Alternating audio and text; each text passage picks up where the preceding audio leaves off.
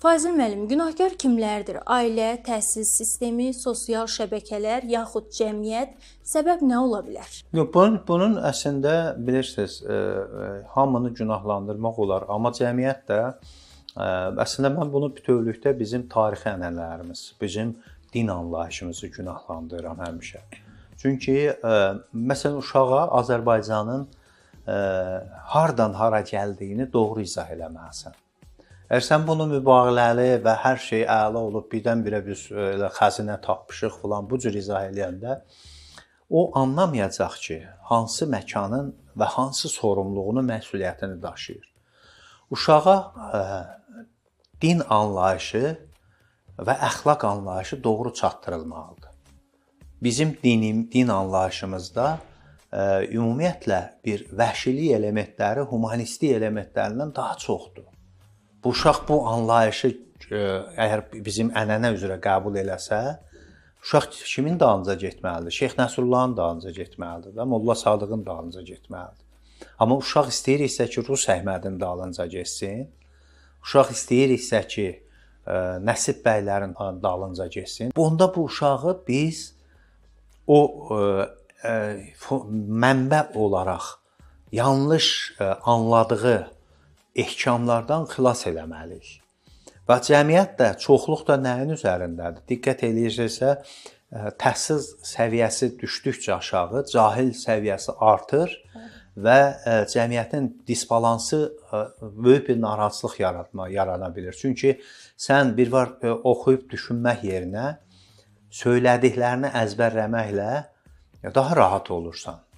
Hamı məsələn siz diqqət eləmişsə, insanlar yaradıcı düşünməyəndə deyir, əmr ver eləyim də, amma pulumu ver. Doğru. Amma özü düşünüb daha çox qazana bilər. Amma düşünmə bir əziyyətdir axı.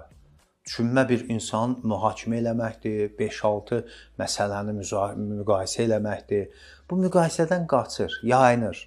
Ömrümüzü də əslində elə eləyirik. Biz ömrümüzün illərini böyük əksəriyyətini mənasız avaraçılıqla, vaxt ölçüsü ilə, kabab mühitində, nə bilim, əyləncə mühitində, nərd mühitində keçiririk. Yüzlərlə insan gedin, baxın, çayxanalar orada, burada vaxtını öldürmək, hamı vaxtını necə öldürüm deyə. Məsələn, 6 bazar günü gəlir, tutaq ki, bir çox Avropada hamı deyir, səyahətə gedim, harasa gedim də, bir şeylər öyrənim, ki, muzeyə baxın falan. Burada hamı deyir, necə, onda bir yaxşı kabab eləmişik, yeyək, manqal salaq falan eləyək. Bu vaxt ölçüsüdür də, amma deyirsən 5 dəqiqə çörəyi yedin, get kitab oxu, düşün, dənizə səyahətə çıx, harasa bir işlər gör ki, sənin dünya görüşün diapazonu genişlənsin. Təəssüf ki, bu yoxdur və biz də bunu təlqin eləyə bilmirik və daha çox indi qaragürufçuluq artmağa başlayır. Daha çox məsələn insanların yanlış inanc modellərinin təbliği başlayır və sonra görürsən ki, cəmiyyət üçün məsuliyyətsiz xeyli yığın bir sürü insan yetişir. Bunu biz sonra hara aparacağıq bilmirəm. Əsas məsuliyyətdir. Əsas peşə məsuliyyəti, bir jurnalistin peşə məsuliyyəti olmasa, o vaxtı ötüşdürə bilər, verilişi də apara bilər. Amma peşə məsuliyyətində o standartları dəqiq müəyyən eləyəcək ki, buradan o tərəfə hansısa bir etik qaydanın pozulmasıdır. Sosial şəbəkədə peşə məsuliyyəti yoxdur. Olmadığına görə bir fikir verirsinizsə, məsələn, dindarı da söyür, dinsizi də söyür, bir fikir dinləmək istəmirlər. Kimsə bir axına düşdü, birinci baxırsınız, bir adam haqqında yazanda, birinci nə yazdısa, ondan sonra bir 20 nəfər eyni şey yazır. Çünki xəstədirlər də. Birinci nə yazıbsa, fikirləşir, o yazıbsa, demək belədir. Amma özü mətni də dinləmir, yazını da oxumur, onun xeyrinə dediyini də eşitmir.